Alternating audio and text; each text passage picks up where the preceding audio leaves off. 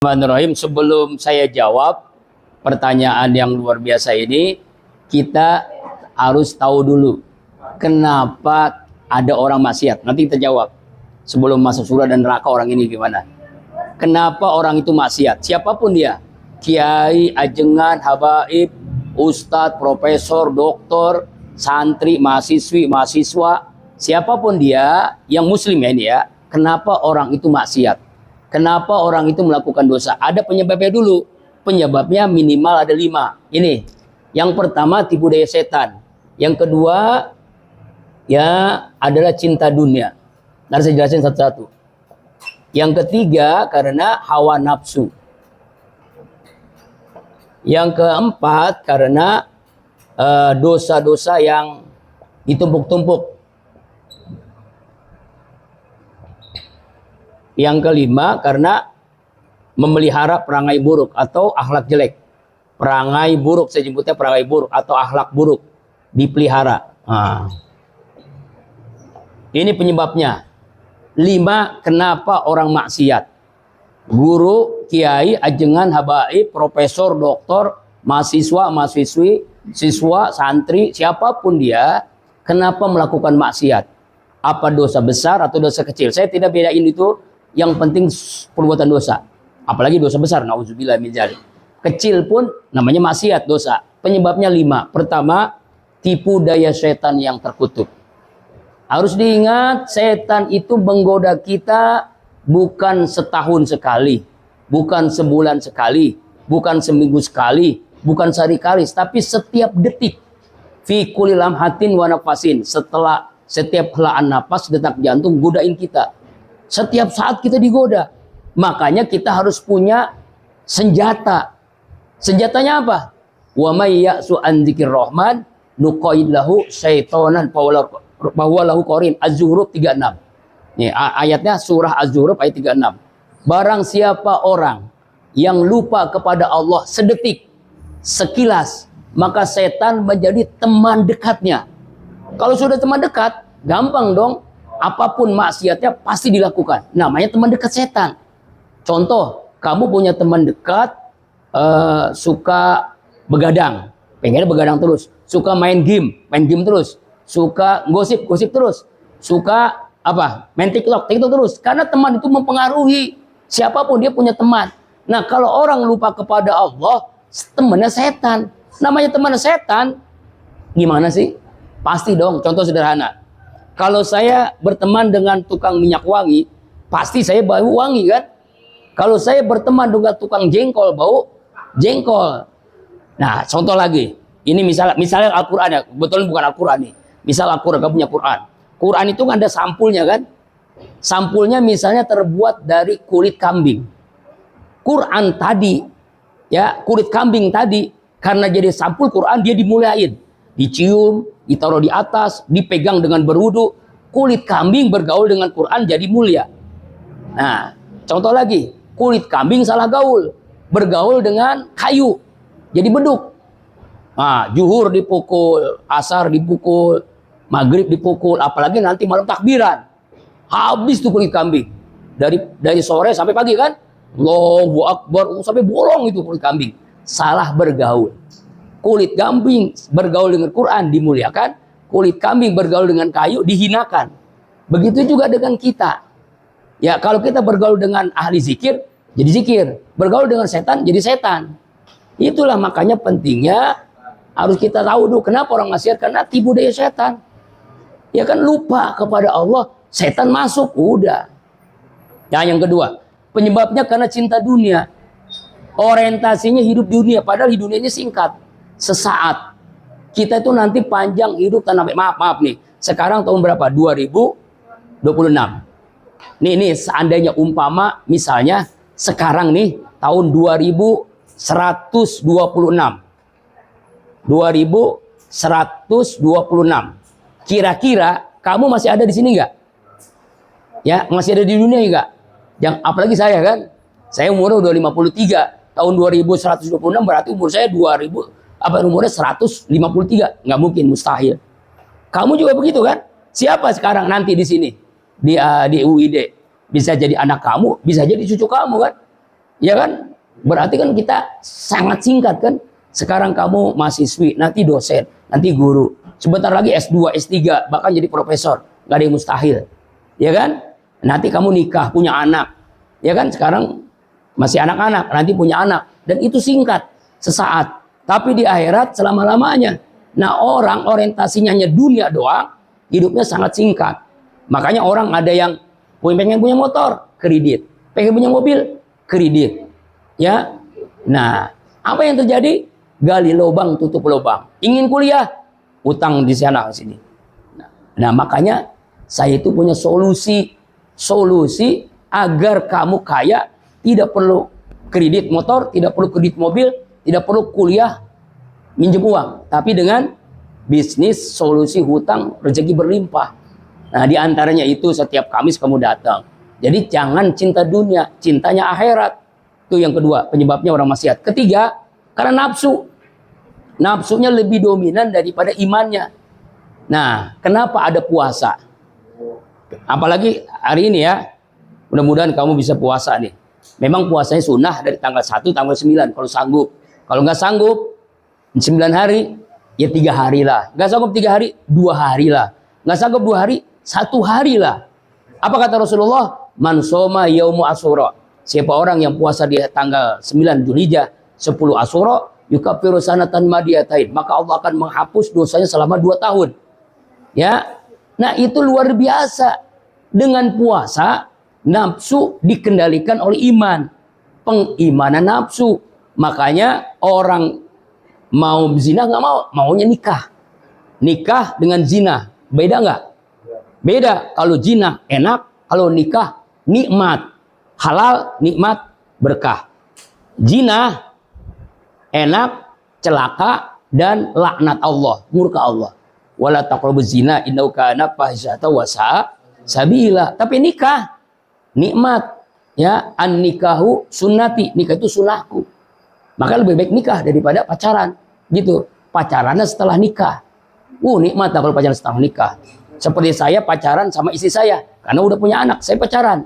Ketika ibadah haji, kemana-mana berduaan. Tawaf, sa'i, melempar jumrah, nikmatnya luar biasa. Karena nikahnya, pacarannya setelah nikah. Kalau pacaran sebelum nikah, akhirnya apa yang terjadi? Zina. Dan itu murka Allah, tidak akan tenang. Makanya cari laki-laki yang soleh. Asal ganteng, asal soleh, asal kaya, asal hartanya berlimpah. Dan keturunan baik, udah nggak usah macam-macam persyaratannya.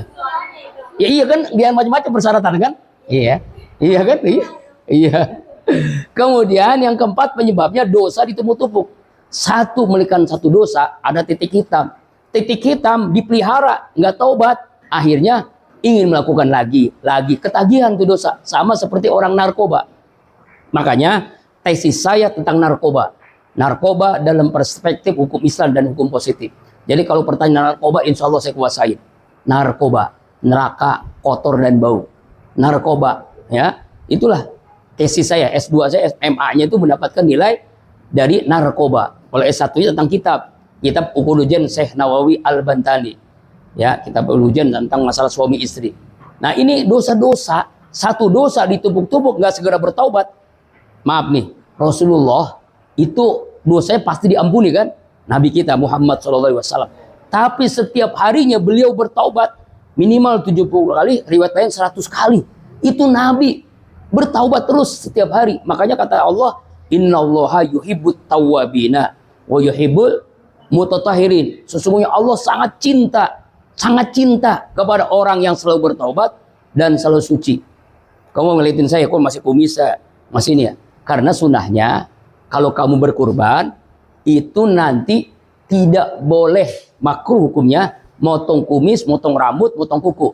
Kapan kita laksanakan itu? Setelah hewannya kurban, baru dipotong. Tuh, yang korban, ada yang korban di sini nggak? Kambing dengan sapi, jangan korban perasaan, jangan. Korban perasaan ya. Makanya cari yang laki-laki yang soleh, yang ganteng, yang kaya. Yang keempat, yang kelima. Makanya kamu pengen jadi kaya, ikutin bapak dong. Kalau disuruh datang susah banget. Yang kelima, perangai buruk. Kenapa orang maksiat? Karena dipelihara perangai buruknya. Ini udah jelek, dipelihara. Nauzubillah min dzalik. Nah, dipelihara, udah jelek dipelihara, jangan. Ya, bukan fisiknya jelek, tapi akhlaknya, perangai buruknya. Lebih baik, nih maaf nih, Bilal hitam legam, tapi Allah muliakan. Abu Lahab ganteng gagah, istrinya cantik, wanita tercantik ketika itu namanya istri Abu Lahab, maka disebut Ummu Jamil. Tapi neraka, dua-duanya neraka, suami istri neraka. Apa kata Allah? Tabat syada abi lahabim ma agna anhu maluhu. Terus sesla naron jatala wa mraatuhu hammalah. Wa mraatu istrinya. Abu Lahab tuh ganteng gagah tapi masuk neraka. Istrinya cantik luar biasa kaya tapi masuk neraka. Wa mraatuhu itu. Makanya dalam Islam yang dilihat bukan ganteng, kaya, cantik. Innallaha la yanzuru ila suwarikum wala ila asamikum walakin yanzuru ila qulubikum wa amal. Sehingga Allah tidak melihat fisikmu, mau pendek, mau kaya, mau ganteng, mau enggak dilihat. Yang Allah lihat apa? Hati dan amal. Itulah Bilal. Bilal kan hitam tapi Allah muliakan. Bahkan terompahnya, sendalnya udah ada di surga ketika Rasulullah Isra Mi'raj. Terompahnya udah di surga. Lalu Rasulullah nanya kepada Bilal ketika sampai setelah Isra Mi'raj, Bilal, apa sih amalanmu? Kena sampai terompahmu, sendalmu di surga, pasti kan masuk surga. Alhamdulillah ya Rasulullah, saya setiap hari tidak pernah batal wudhu lagi, batal wudhu lagi. Maka kata Rasulullah, ashabul menjadi sahabat para malaikat tuh. Padahal berat itu. Coba dah, amalan yang kamu bisa lakukan, wanita tercantik adalah wanita yang selalu menjaga wudhunya. Masya Allah, jaga wudhu dah. Maka tidak akan maksiat. Nah itu. Ya, ini 5-nya. Sekarang pertanyaannya, orang yang tadi, Syekh tadi, kira-kira masuk surga? Saya tidak akan menjawab. Karena surga neraka itu yang menentukan Allah. Nah, ada cirinya. Kalau dia bertaubat, taubatan nasuha, benar-benar dia taubat, lalu dia perbaiki diri, taubat itu kan tabah ya tubuh taubah, kembali kepada Allah. Lalu dia meninggal husnul khotimah, surga. Tapi kalau nggak taubat, dia biarkan akhlaknya seperti itu, ya neraka dong. Ya yang dilihat oleh Allah bukan awal, yang dilihat akhir. Makanya ada yang husnul khotimah, ada yang sul khotimah. Itulah kita selalu berdoa, taubatan qoblal maut, rahmatan indal maut, Allahumma hawwin alaina fi sakaratul maut. Maka saya pernah nulis, orang yang sukses adalah orang yang meninggalnya husnul khotimah. Itu orang sukses. Bukan orang yang gelar profesor, bukan kiai haji, bukan habaib, bukan. Tapi orang yang meninggal husnul khotimah. Nah itu yang kita buru. Jadi kita tidak boleh suuzon kepada siapapun. Kita kedepankan husnuzon. Makanya saya tidak menyebut nama orang. Husnuzon. Semoga beliau bertaubat, taubatan nasuha, meninggal husnul khotimah, surga. Contoh, Umar bin Khattab dulunya raja preman. Saking premannya, anaknya sendiri kubur hidup-hidup. Kalau dia minum, bukan hanya sekedar minum, mandi pun dengan arak. Tapi setelah mendengar adiknya baca surat Toha, masuk Islam, bergetar hatinya, dia masuk Islam, apa yang terjadi? Dia jadi hebat panglima, bahkan jadi khalifah yang 2/3 dunia dikuasai oleh Islam. Karena khalifah Umar bin Khattab, jadi presiden dia. Hebat kan? Jadi yang dilihat bukan awal, tapi yang dilihat adalah akhir. Lebih baik preman jadi kiai daripada kiai jadi preman. Gitu, yang dilihat awalnya. Coba saya contohin tadi ya. Santri saya ada, nanti kalau kamu ke pesantren saya akan kenalin. Seluruhnya tatoan. Dulunya minuman apalah. Lalu dia benar-benar, saya bertaubat Ustadz, ini saya akan tinggalkan. Dia taubat, bahkan sekarang jadi apa? Jadi keamanan. Jadi nunggu pesantren tuh kalau ada bagian apa? Satam juga, keamanan juga. Dia orang pada takut tuh, padahal mah lembut hatinya. Sekarang bertaubat kepada Allah. Nah kalau menjadi istri beliau tuh, waduh hebat tuh di ente. Kamu jadi hebat tuh. Kenapa? Tahajudnya kuat, duhanya kuat, istighfarnya kuat. Jadi yang dilihat bukan tatonya, dilihat hatinya lebih bersih. Makanya orang kadang-kadang, wah Ustadz kok nerima tatoan? Begini, kita harus sadar, lebih baik dia tatoan, taubat, jadi hamba Allah yang berzikir daripada rambutnya bagus, ganteng, fisiknya bagus, hebat, bajunya kokoh, tapi dia menjinahi orang. Nauzubillahi min dzalik kan? Lebih baik begitu kan? Jadi lihat oleh Allah kan apa hati dan amalnya. Sekarang taubat itu masa lalu dia. Kita lihat awalnya. Jangan awalnya, akhirnya. Sekarang belajar Iqra, baru Iqra 3 tuh, bayangkan. Tapi tahajudnya kuat, duhanya kuat, istighfarnya, zikirnya kuat. Subhanallah. Namanya Bang Imam. Ya, saya panggil Imam. Itu, insyaallah. Ya, jadi Imam. Nah, insyaallah ya. Nah, apa tadi pertanyaan? Tadi kan tentang masalah ini fikih dengan tasawuf ya. Ya, insyaallah.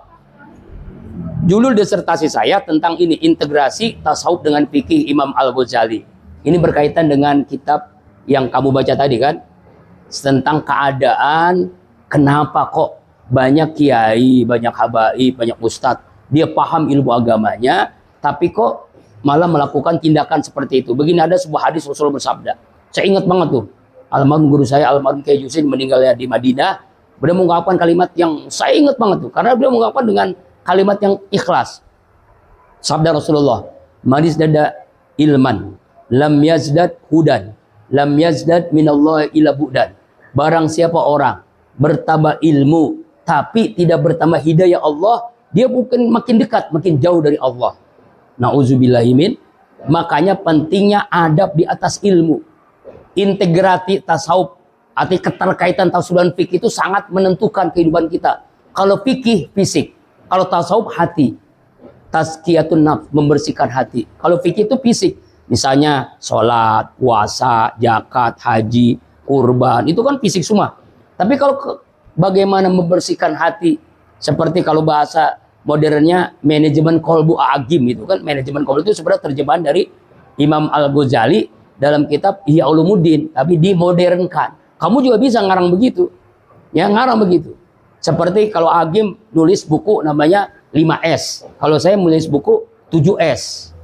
Beda nggak? Beda. 5S dengan 7S paling tinggi apa? 7S ya. Dan kita enggak plagiat. Supaya enggak plagiat itu adalah karangan orang kita ambil. Itu namanya plagiat. Kamu nanti skripsi itu nggak boleh tuh. Saya pembimbing skripsi ada 3 orang tuh. Hindarkan plagiator dalam skripsi. Sebab itu nanti dicoret, nggak berhak jadi sarjana. Bagaimana caranya supaya jangan plagiat? Banyak baca. Mendengarkan apa yang disampaikan oleh dosen pembimbing, dengarkan oleh ketika metodologi penelitiannya bagaimana. Apakah dengan penelitian kualitatif atau kuantitatif, harus jelas tuh. Itulah pentingnya banyak baca. Baca itu nggak harus dengan koran, dengan buku, dengan kitab, tapi internet manfaatkan, Google manfaatkan. Saya tadi jawab, kenapa bisa singkat banget, bisa cepat banget kan? Kita manfaatkan AI